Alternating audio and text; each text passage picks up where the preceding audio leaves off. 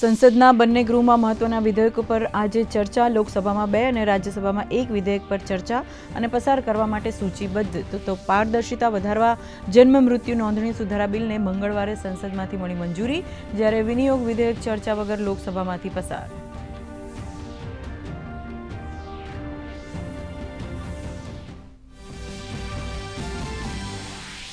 આરબીઆઈની મૌદ્રિક નીતિની આજે થશે ઘોષણા. દેશની આર્થિક સ્થિતિ સમીક્ષાનો રિપોર્ટ આવશે સામે. ભૂ રાજકીય તણાવ અને યુએસ ફેડરલ રિઝર્વ પર દબાણને કારણે મહત્વપૂર્ણ રહેશે ઘોષણા. રેપો રેટ પર સૌની નજર.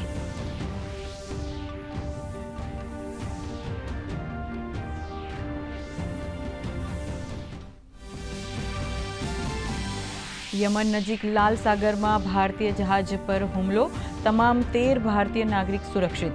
ભારતે હુમલાની કડક શબ્દોમાં કરી નિંદા. કહ્યું, વાણિજ્યિક જહાજો પર થયેલા હુમલા અયોગ્ય. નિર્દોષ નાવિકોને નિશાન બનાવવું અને આંતરરાષ્ટ્રીય વ્યાપાર અટકાવવો અસ્વીકાર્ય.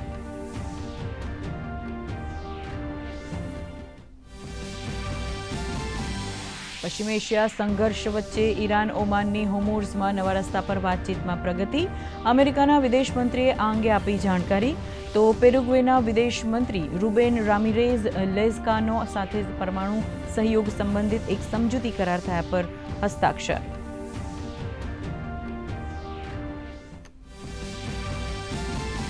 વર્ષ 2030ની ભારતની યજમાની માટે કોમનવેલ્થનો ધ્વજ બેટન લઈ અમદાવાદ પહોંચ્યા નાયબ મુખ્યમંત્રી હર્ષ સંઘવી. એરપોર્ટ પર થયું ભાવભીનું સ્વાગત. નાયબ મુખ્યમંત્રીએ કહ્યું, કોમનવેલ્થ માટે અમદાવાદ સ્પોર્ટ્સ ઇન્ફ્રાસ્ટ્રક્ચર તૈયાર.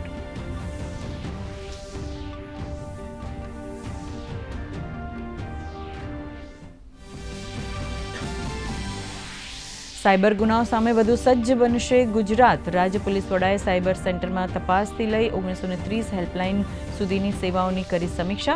કામગીરીને વધુ સઘન બનાવવા આપ્યા માર્ગદર્શક સૂચનો. આધુનિક ટેકનોલોજીના વધુ અસરકારક ઉપયોગ પર મૂક્યો ભાર.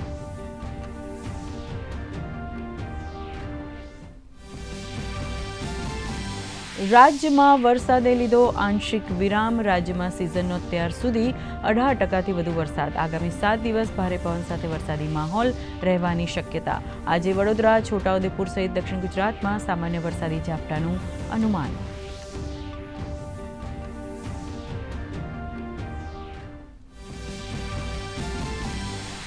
આગામી 2 દિવસ પૂર્વોત્તર ભારત અને તેના સાથે જોડાયેલા રાજ્યોમાં ભારે વરસાદનું રેડ એલર્ટ. પ્રભાવિત ક્ષેત્રના પીડિતો સાથે મુલાકાત અને રાહત કાર્યોની સમીક્ષા કરવા કેન્દ્રીય મંત્રી જેપી નડ્ડા પહોંચ્યા આસામ.